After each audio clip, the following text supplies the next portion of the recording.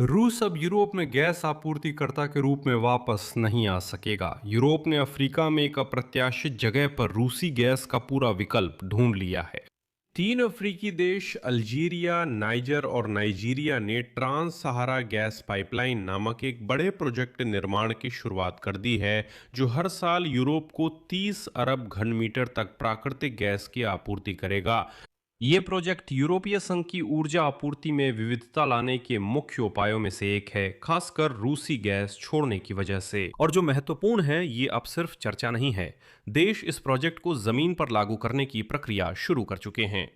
इसका मतलब है कि वैश्विक स्तर पर यूरोप वास्तव में यूक्रेन में युद्ध समाप्त होने के बाद भी रूसी गैस की ओर लौटने का विकल्प नहीं देख रहा है। इस एपिसोड में हम सिर्फ नई गैस पाइपलाइन बनने की खबर पर चर्चा नहीं करेंगे। हम इस पर चर्चा करेंगे कि कैसे रूस ने दशकों तक अफ्रीका को दबाया ताकि कहीं से भी अफ्रीका से गैस यूरोप न पहुंच सके, और उसने हर वो परिस्थिति बनाई ताकि यूरोप भी अफ्रीका की तरफ गैस आपूर्ति के विकल्प के रूप में ना देखे। और मैं बस एक छोटा सा स्पॉइलर दे देता हूं, ये जो गैस पाइपलाइन है जिसे अब सच में बनाना शुरू किया गया है, इसकी योजना 1970 के दशक में ही बना ली गई थी। लेकिन रूस इस पूरे समय में वहां से यूरोप को गैस की आपूर्ति रोकने में कामयाब रहा। मेरा नाम अलेक्सई पेची है। चलिए इस विषय पर चर्चा करें। लेकिन शुरू करने से पहले मैं आपसे अनुरोध करता हूं कि आप इस चैनल को सब्सक्राइब करें, लाइक करें, कोई भी कमेंट लिखें और मेरे टेलीग्राम चैनल पेची न्यूज को भी सब्सक्राइब करें। वीडियो के डिस्क्रिप्शन में लिंक है।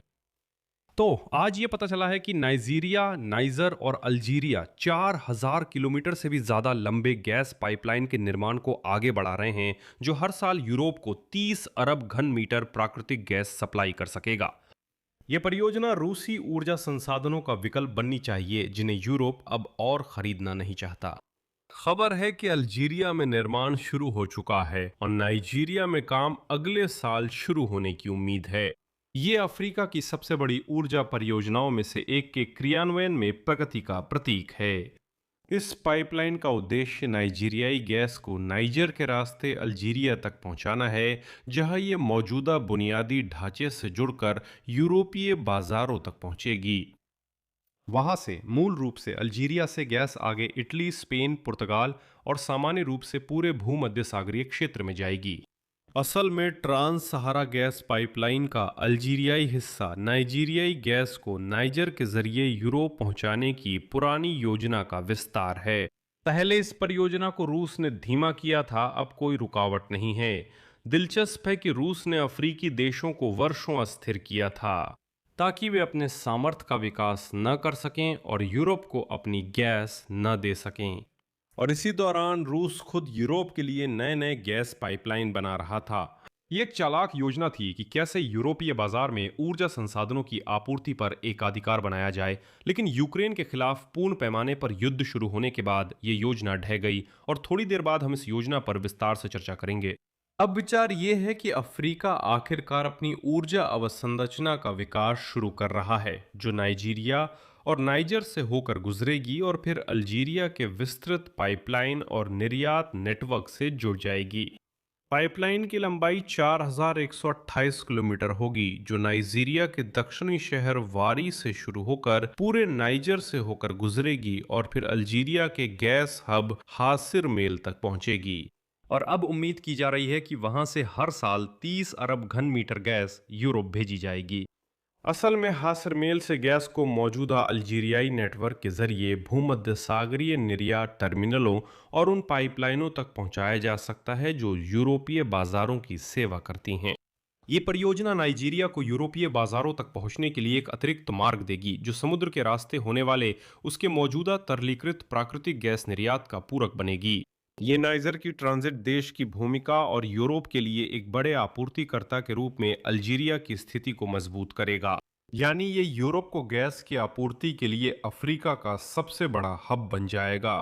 यहाँ यह उल्लेख करना महत्वपूर्ण है कि अल्जीरिया पहले से ही यूरोपीय संघ में गैस के आयात का लगभग 12% प्रदान करता है, जिससे उसके पास नाइजीरियाई गैस को यूरोपीय बाजार तक पहुंचाने के लिए आवश्यक बुनियादी ढांचा मौजूद है।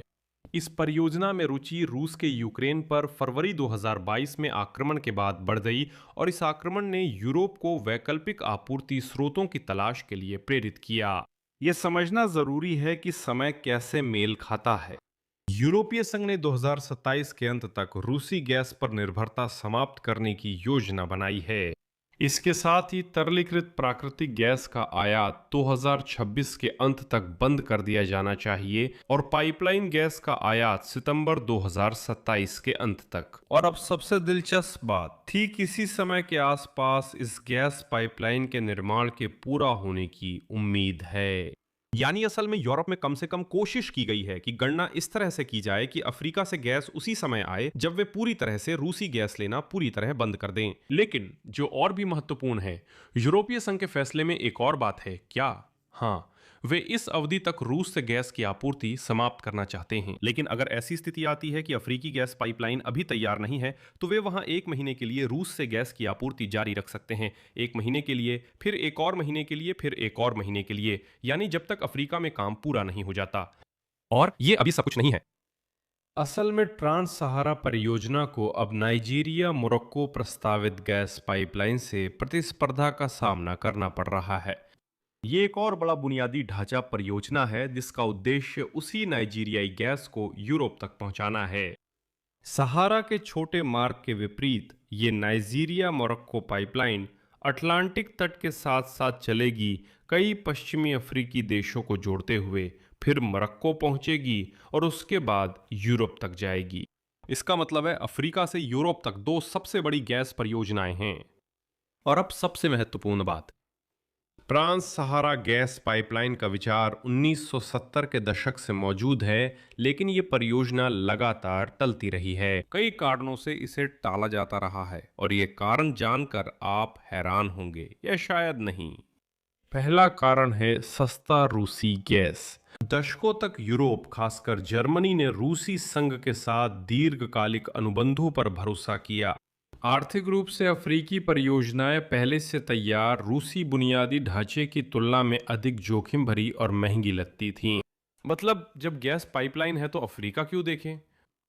और दूसरी वजह यह थी कि फरवरी 2022 से पहले ऊर्जा सुरक्षा को कीमत के नजरिए से देखा जाता था, न कि भू राजनीति के।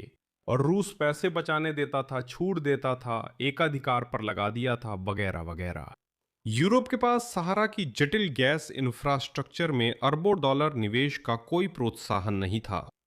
और सबसे बड़ी बात यह थी कि नाइजीरिया और उत्तरी नाइजीरिया में लगातार अस्थिरता इस प्रोजेक्ट को निजी निवेशकों के लिए बहुत ज्यादा जोखिम भरा बना देती थी।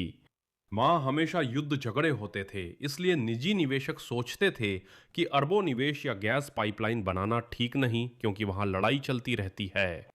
अब सोचिए, सालों तक नाइजीरिया और उत्तरी नाइजीरिया में हालात को अस्थिर करने में किसने मदद की थी? बिल्कुल सही, मॉस्को।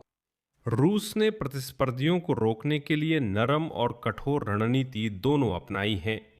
रूसी संघ का साहेल क्षेत्र में सैन्य प्रभाव बढ़ना और साहेल क्षेत्र में माली, बुर्किना फासो और नाइजर शामिल हैं, ने अस्थिरता के क्षेत्र बना दिए हैं।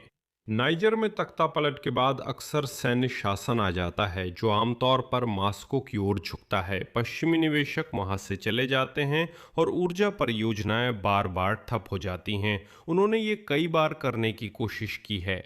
इसके अलावा रूस ने अफ्रीकी देशों को गैसप्रोम, रोसेटम, रॉसनेफ्ट आदि के माध्यम से सहयोग के वैकल्पिक प्रोजेक्ट सक्रिय रूप से पेश किए और यूरोपीय नेटवर्क्स के साथ एकीकरण छोड़ने के बदले में तकनीक देने का वादा किया। इसका मकसद यूरोपीय बाजार में किसी वैकल्पिक आपूर्तिकर्ता के उभरने को रोकना था, और सबसे दुखद बात यह है कि रूस सालों तक इसमें सफल रहा। लेकिन इस रणनीति का सबसे ज्यादा कुटिल हिस्सा ये है, रूस ने वर्षों तक यूरोप के नव औपनिवेशिक नैरेटिव्स फैलाए, जिससे स्थानीय नेताओं ने यूरोपीय संघ से दीर्घकालिक ऊर्जा समझौतों का विरोध किया। लेकिन सभी को अफ्रीकी लोगों के वे प्रदर्शन याद हैं जो फ्रांसीसी नव औपनिवेशिकता के खिलाफ हुए थे। याद है वे प्रदर्शन जिनमें कहा गया था, फ्रांसीसियों को बाहर करो, रूसियों को बुलाओ, हम उन्हीं के साथ काम करेंगे। यही मकसद था। इसलिए ट्रांस सहारा गैस पाइपलाइन का कार्यान्वयन दर्शाता है कि यूरोप ने ऊर्जा स्वतंत्रता के लिए अब वास्तव में काम शुरू किया है। अल्जीरिया में हिस्से के निर्माण की शुरुआत और अगले साल के लिए नाइजर की योजनाएं दिखाती हैं कि ऊर्जा ब्लैकमेल का डर अफ्रीका में निवेश जोखिमों के डर से ज्यादा भारी पड़ गया है। यूरोप के लिए ये रूस से पूरी तरह से अलग होने का मौका है और अफ्रीका के लिए ये प्रमुख निवेशक बनने का अवसर है। वैश्विक ऊर्जा बाजार में एक खिलाड़ी। बस कल्पना कीजिए कि अफ्रीका के साथ क्या होगा अगर वो सच में रूस की जगह यूरोप को गैस का मुख्य आपूर्तिकर्ता बन जाए। महत्वपूर्ण ये है कि ये परियोजनाएं अब लागू होने लगी हैं। मैं यहीं विराम लेता हूं। अपनी राय कमेंट्स में लिखें, चैनल सब्सक्राइब करें, बेल दबाएं और लाइक करें। धन्यवाद। अपना ध्यान रखें। अलविदा।